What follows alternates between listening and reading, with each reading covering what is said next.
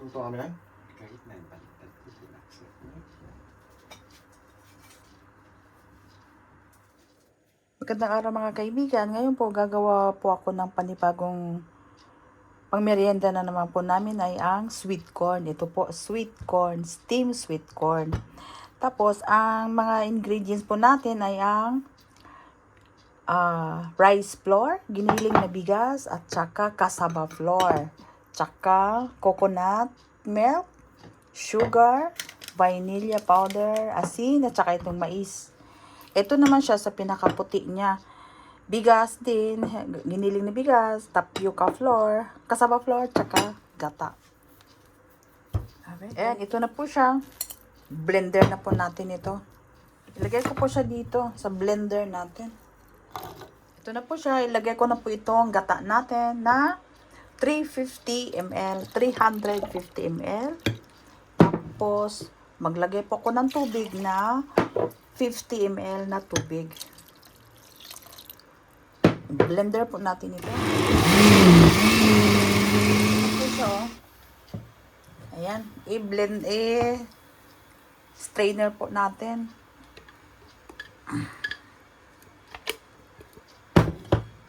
Ito na po. Natanggal ko lang yung mga ano niya. Balat-balat niya. Kaya tingnan nyo.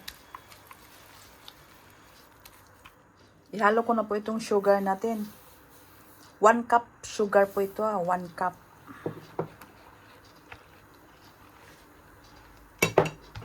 Itong tapioca starch natin is 150 grams. 150 grams.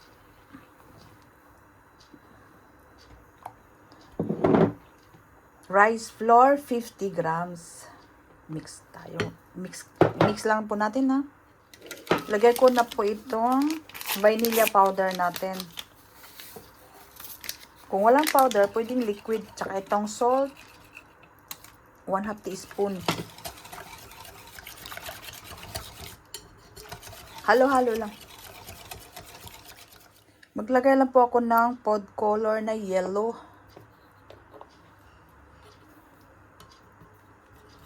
Konti lang.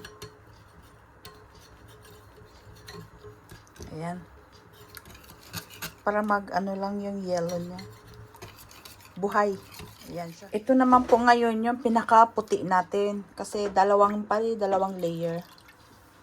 50 ml coconut milk. 50 ml. Tsaka sugar na 1 tablespoon lang ito na sugar. Ito, tapioca, 15 grams. At saka, ito naman, 50 grams na rice flour. Mix lang natin. Nagpainit na po ako ng tubig. Maglagay lang pala ako ng salt dito. Ayan, dito sa pinakaputi natin. Salt. At saka vanilla. Ulit. Ito, vanilla. 1 tablespoon lang. Dito ko po siya iluto, ilagay sa molde na ito.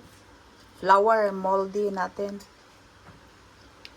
Lagyan po natin ng oil. Ito na po siya, oh. Ayan, siyang design niya, flour. Ayan, kaya mag ano na po tayo, steam. Ito lang siya. May 5 minutes na ngayon, maglagay na po ako dito sa mixture ko. Ayan. 1 cup. 1 cup kada molde. Ako ito na 15 minutes to 20. Ayan na po. Medium heat lang po tayo, ha. Okay, buksan na po natin. Ayan na po siya. Ayan, luto na po yan. 20 minutes po ito, ha. Kaya tanggalin na natin. Ito na po, malamig na po siya, oh. Ang lamig-lamig niya. Magtanggal na po tayo, mag-dismoldar na po tayo. Awe.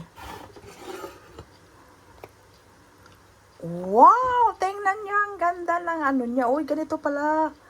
First time ko pong gumawa ng ganitong ng flour. Tingnan niyo. Ang lambot-lambot. Ayan. Kaya ayan po, tikman na natin, ha. Kasi hindi ko na mahintay ang hindi tumikim. Kasi ang lambot-lambot oh. Tingnan nyo oh. Ayan oh. Ayan. Wow. Tikman ko na. Grabe, ang lambot. Ang sarap, grabe. First time kong nagluto ng ganito po na steam na sweet corn na fresh. Ganito pala siya kalasa. Kaya maraming salamat po mga kaibigan at sana po magaya nyo itong recipe ko ngayon na steam sweet corn. Kaya maraming salamat po. God bless po sa ating lahat at enjoy cooking lang po tayo mga kaibigan. Bye-bye!